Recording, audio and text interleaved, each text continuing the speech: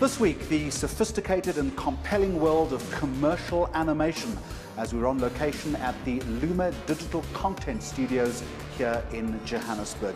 Then we're going to shift a gear as we take 007's car for a spin as brand Aston Martin turns 100 this year. A very warm welcome to Mags on Media.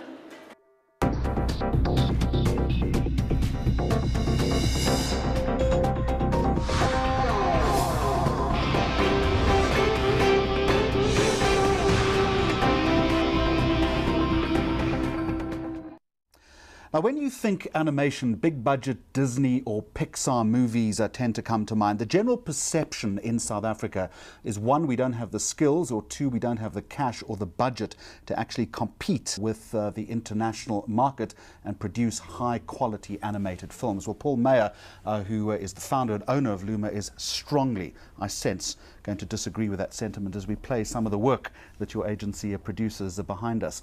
We do have the skills, you'll tell me, and we can afford it. We definitely have the skills. Not only do we have an abundance of talent in this country, I mean that's changed over the last decade, but we do have a strong supply of amazing talent in this country.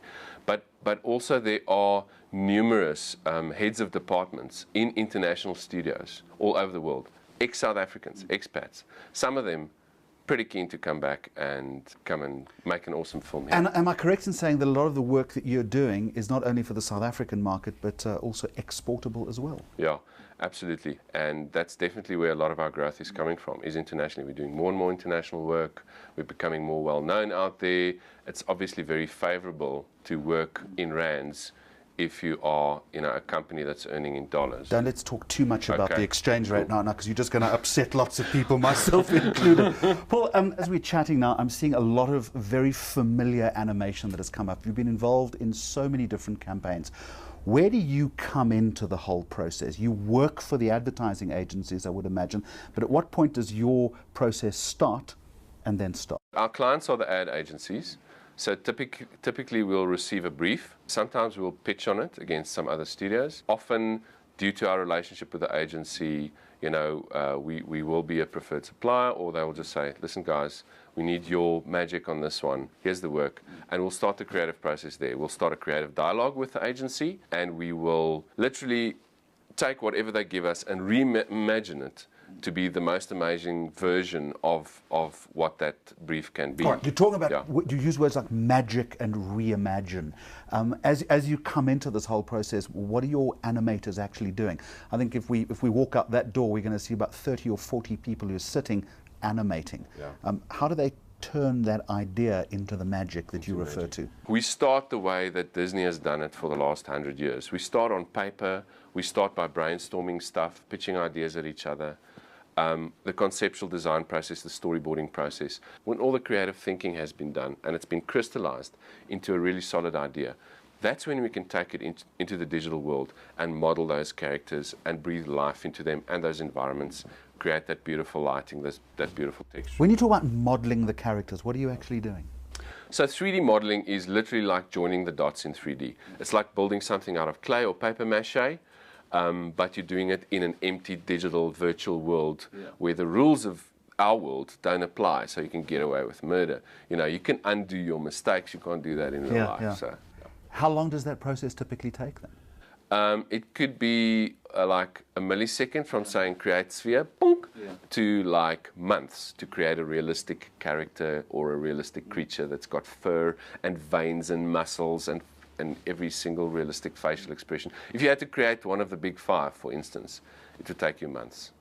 Why do you think animation is a good opportunity or a good option for an ad?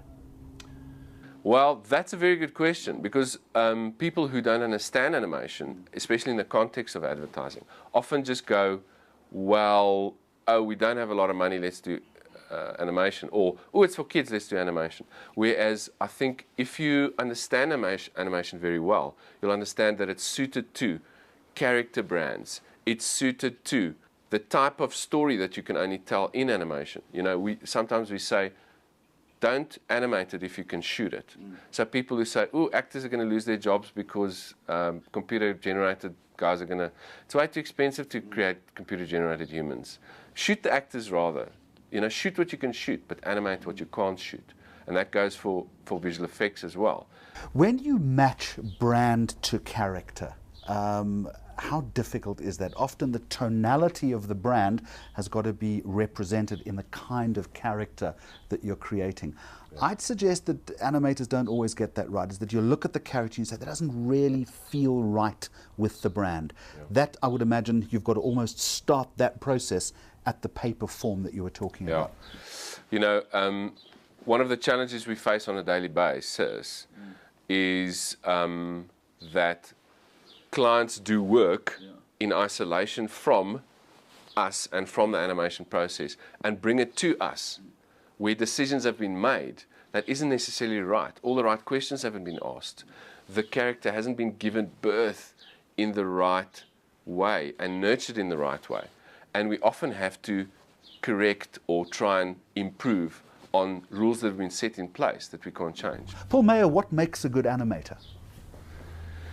Animators are a very particular breed. You can tell them almost from a mile away. I tend to see most of them in your place here tend to come in short pants, and it's, you know, we're almost approaching winter here. So rule one, they have to wear shorts. They have to wear shorts. It's not a requirement at Luma. Yeah. But I mean, animators are non-structured people. You know, they want to think freely and think creatively. They want to contribute. They want to get passionate about stuff. They want to take ownership of stuff. Animators always have little figurines on their desks. You know, animators always have a sketch pad. They're always drawing. They're always coming up with a new character or a new story, you know. Animators love working with other animators. Animators are not, generally don't tend to be on a solo trip. Yeah, you know, you're going to tell me they have their own language as well. They totally do. Yeah. Very quickly, how did your agency start? You don't like being called an agency. What are you? We're an animation studio. You're an animation studio. Yeah. Sorry for that. No, please. Having said that, how did the animation studio start? What was the origin of your business? We were working for another company, and 9/11 happened, and the company that owned them decided that the world's going into global recession for the next 3 years. This is not going to be worth putting any more money into the company or whatever. And they shut it down. You know, we were retrenched animators. We got offered jobs at other studios, but we were like, no, guys, this is our chance. We've got stars in our eyes. Out of adversity comes opportunity. Good talking to you. Thank you very much indeed, Paul Meyer.